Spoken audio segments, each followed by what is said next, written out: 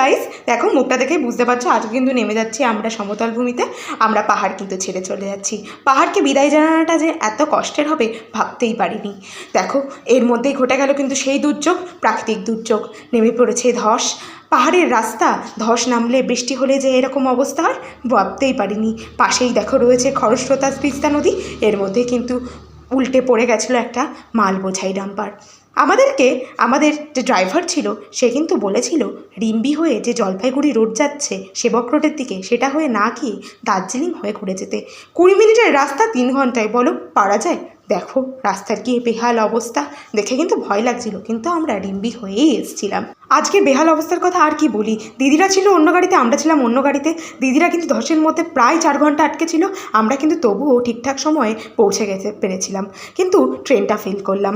উত্তরবঙ্গ এক্সপ্রেসে আসার কথা ছিল, কিন্তু আসতে হলো জেনারেল কামরায় দার্জিলিং মেলের।